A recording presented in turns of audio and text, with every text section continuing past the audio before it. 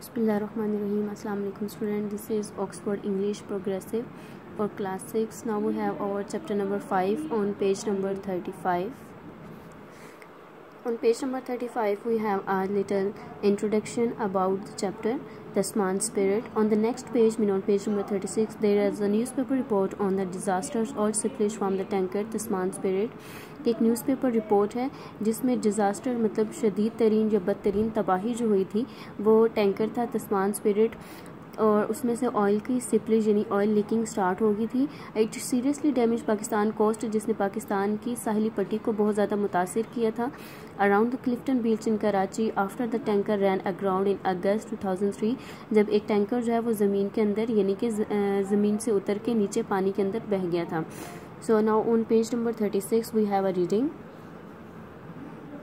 On page number 36 we have a oil spillage disaster.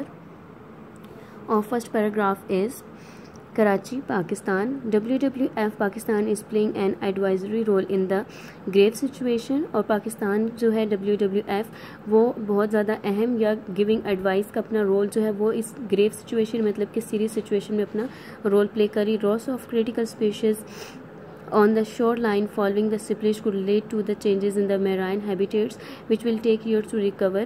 और जो हमें लॉस हुआ है क्रिटिकल यानी कि शदीद तरीन जो हमें लॉस हुआ है स्पेशियस का यानी कि जो स्पेशियस थी जो इकसाम थी शोर लाइन पे साहिल की पट्टियों पे जो समंदरी आबी हयात थी उनका जो नुकसान हुआ है उनकी लाइफ में जो चेंज आया है और उनकी रहन सहन में उसको रिकवर करने में बहुत ज़्यादा साल लग जाएंगे. Sad the deputy director general of the WWF Pakistan और कंजर्वेशन एडवाइज़र एडिड. और जो कंजर्वेशन मतलब कि मैराइन लाइफ को जो महफूज करने वाले सेफ करने वाले ऑफिसर होते हैं उन्होंने इस चीज़ में मज़ीद इजाफा किया, ऐड किया कि 5 species of dolphin and porpoises are now directly threatened. कि डॉल्फिन की 5 इकसाम और पोर्पोइजेज मतलब टाइप ऑफ स्मॉल वेल के बड़ी मछली की एक छोटी टाइप की जो 5 स्पीशीज़ थी उनकी जो इकसाम थी वो डायरेक्टली थ्रेटन इनके डायरेक्टली डैमेज हुए. At least 2 species of already endangered marine turtle are also threaten. और उन्होंने कहा कि तकरीबन इनकी 2 स्पीशीज़ ऐसी हैं जो पहले से खतरे में थी और उनमें मैराइन लाइफ और उसमें समुद्री जो कछुए हैं वो भी थ्रेटन है, मतलब उनको भी बहुत ज़्यादा खतरा है. Now we have paragraph number 2. Paragraph number 2 is once the remaining cargo was removed from the Tasman Spirit in September, the cleaning up of Clifton Beach started in earnest. कि जैसे ही वो कार्गो जो है वो वहाँ से रिमूव कर दिया जाएगा तस्मान स्पिरिट से सितंबर में, तो जो क्लिफ्टन बीच है उसको साफ़ करने का काम जो है वो जल्दी स्टार्ट कर दिया जाएगा. Once removal of bulk oil on the surface was completed. और जैसे ही वो बल्क ऑयल यानी कि लार्ज अमाउंट ऑफ ऑयल जो है वो सरफेस से यानी कि समंदर की सतह से जो वो कंप्लीट कर लिया जाएगा रिमूव कर दिया जाएगा. Tractor were use to plough to the beach to promote surf washing and the natural breaking down of the oil. तो ट्रैक्टर्स को यूज़ किया जाएगा एज अ प्लाव यानी कि हल चलाने बीच पे हल चलाया जाएगा ट्रैक्टर्स की मदद से ताकि उसका सर्फ वॉशिंग हो सके उनकी साहिल की और वो दोबारा से नेचुरल ब्रेक डाउन हो सके और वो जो ऑयल वहाँ पे आया है उसको ख़त्म किया जा सके. The heavy surf action as a result of the monsoon throughout the September helped in the natural break down of the oil residues in the superficial sand layers on the beach. और इस तरह ही होगा कि अगर वो heavily उसको अगर वो प्लाफ करेंगे मतलब उसके अंदर हल चलाएंगे ज़मीन के अंदर, तो सितंबर में मानसून की जो बारिशें होंगी वो उसमें बहुत ज़्यादा उनको हेल्प आउट होगी कि बारिशों की वजह से नेचुरली तौर पर उनका जो ऑयल है वो ब्रेक डाउन हो जाएगा और दोबारा से जो बीच है वो उनकी लेयर्स जो है वो दोबारा उसकी जो स्ट्रॉन्ग स्मेल थी उसको कम किया जा सकेगा. On page number paragraph number 3, government schools in the Clifton Beach area were closed for 4 days until the end of the August after some children fainted from the effects of the fumes. और Clifton beach के करीब तकरीबन जितने भी school थे 4 दिनों के लिए वो बंद कर दिए गए अगस्त के एंड में, क्योंकि बहुत से बच्चे जो हैं वो उसकी जो गैस थी स्पिरिट की तस्मान स्पिरिट से लीक होने वाली ऑयल की जो गैस थी उसकी वजह से वो बेहोश हो चुके थे, सडन लॉस ऑफ कॉन्शियसनेस यानी फेंटेड हो चुके थे. The short term environmental effects of the huge spillage were seen in the dead fishes and crabs and the oil contaminated birds along the 14-kilometer Clifton Beach. और इसके जो short term environmental effects हुए थे वो असरात थे वो क्या था कि जो डेड फिशेस थी वो मतलब कि मछलियाँ बहुत बड़ी तादाद में मर गई, क्रैब मतलब केकड़े वगैरह मर गए, और इसके अलावा जो उसकी स्मेल थी, डर्टी स्मेल थी, वो बहुत ज़्यादा फैल गई, और उसकी वजह से जो परिंदे थे तकरीबन 14 किलोमीटर के फासले तक क्लिफ्टन बीच में, उन सबको बहुत ज़्यादा नुकसान पहुंचा था। And there were fears that the aerial root system of the mangrove swamps would be damaged, और इस चीज़ का खदशा था कि जो दलदल की बड़ी एक जो जड़ें हैं जो आसपास फैली हुई हैं, मार्शी एरियाज जो हैं वो भी डैमेज हो जाएंगे। The long term effects will become noun over time, और उसके जो लॉन्ग टर्म इफेक्ट्स हैं वो वक्त के साथ साथ जाहिर होंगे।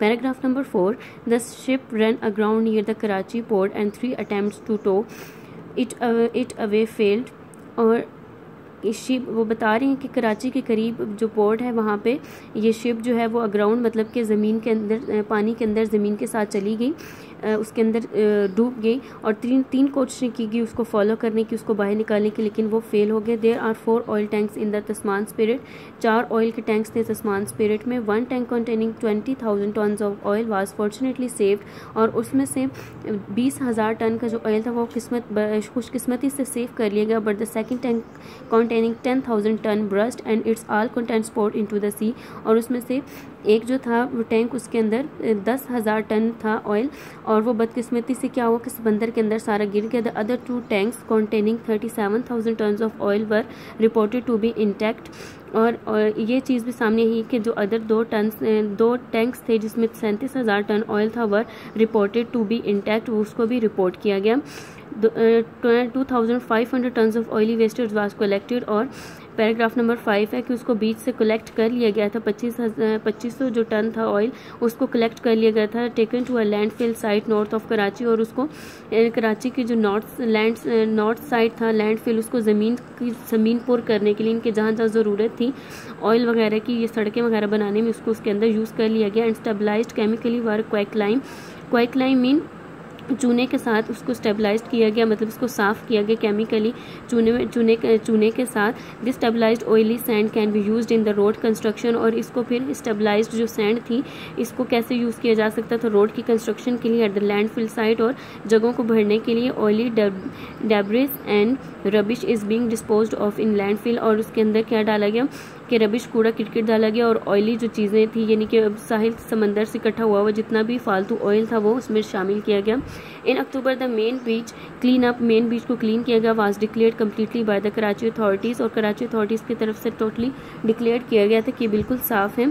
The surface sand is back to pre spill condition, और जो उसकी सैंड की सरफेस थी यानी कि साइल की जो सतह थी वो दोबारा सिपलिश से पहले वाली कंडीशन में आ गई थी। Any residual deeply buried layers of lightly oiled sand are being left to natural process, और सिर्फ माइनर सी जो है ऑयली सैंड वो बाकी बच गई थी जिसको नेचुरल प्रोसेस के लिए छोड़ दिया गया था। Any further clean up will be considered at the next monsoon season, और जो थोड़ी बहुत कसर बाकी बची थी उसको नेक्स्ट आने वाले सीजन मूनसून के लिए छोड़ा गया था कि वो नेचुरली तौर पर सेट हो जाएगी। पैराग्राफ नंबर 6, 19 days आफ्टर 19 दिन बाद it ran aground, it broke into 2 pieces, और वो कश्ती जो है जो जहाज़ है वो 2 पीसों में डिवाइड हो गया था on 15 August, and the oil spill spread to the coastal line to of beach Clifton beach.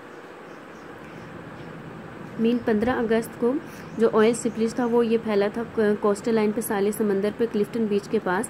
As the area of port Qasim and the 40 kilometre belt of Karachi coastal line were threatened by the major oil spill, और तकरीबन port Qasim का 40 kilometre का सारा belt area पट्टी जो उसकी थी और साले समंदर की जो पट्टी थी वो डायरेक्टली तौर पे मेजर ऑयल सिपलिश से डेंजर हुई थी या डैमेज हुई थी। The government of Pakistan declared a state of emergency.